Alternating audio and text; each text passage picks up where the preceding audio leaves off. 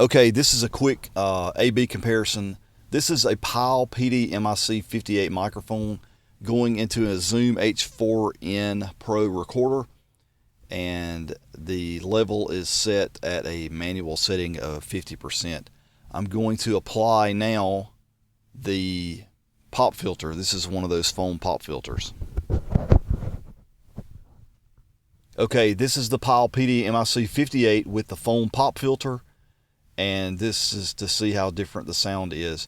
Now the comparison is I'm going to switch to a FiFine K6 mic, and I'm going to do without the pop filter and with the pop filter. Nothing else is going to change in terms of the environment I'm recording in or the settings on the recorder. So let me switch over to that FiFine mic. Okay, this is the FiFine K6, and I'm just doing an A-B comparison with the FiFine K6 and the Pyle PDMIC58. This is the FiFine K6 with no pop filter. So let me switch over to the pop filter.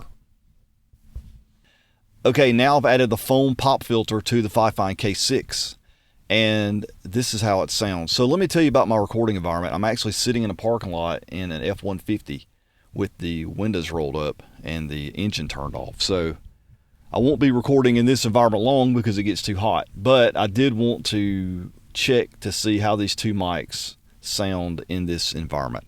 Okay, here's the recording. I'm back in the F-150 with the windows rolled up in a parking lot.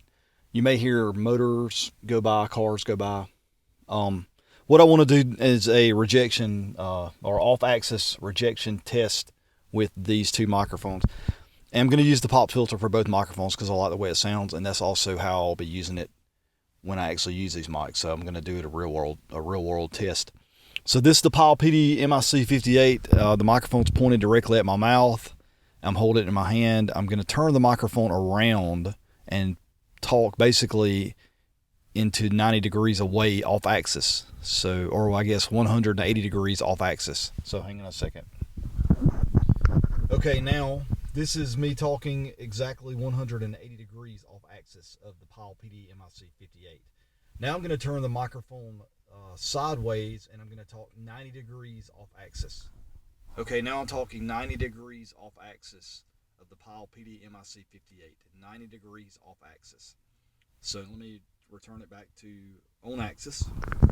Okay, now I'm talking directly into the front of the Pyle PDMIC58. Now I'm going to do a hot switch. I'm just going to unplug while I'm recording, not change any settings. My input setting, by the way, is at 60% on the Zoom, or at 60, I guess, on the Zoom recorder, my input level. And so I'm going XLR to XLR into the Zoom recorder. Let me unplug this and go to the FiFine K6. Okay, now I'm talking directly into the FiFine K6. The levels and the settings are all the same. I've got the same pop filter on the microphone in the same environment. So I'm speaking into the front of the FiFine K6. I noticed in my earlier testing that this microphone has a lot more bass in the signal or in the frequency, and it seems to be a little bit louder or boosted, I guess, or the level is louder when compared directly with the Pyle PDMIC58. So now I'm going to talk 180 degrees into the back of the microphone and see how the off-axis rejection is. Okay, now I'm speaking directly into the back of the FiFine K6 just to see how it does with off-axis rejection and to see how that sounds. Now I'm about to turn the microphone 90 degrees to see how the on-axis or the sideways or 90 degrees off-axis is. Okay, now I'm speaking into the microphone at 90 degrees in front of my face, and just like the Pyle mic, this is the FiFine K6. I'm just seeing how it sounds when you're off axis. I'm going to return now to on axis.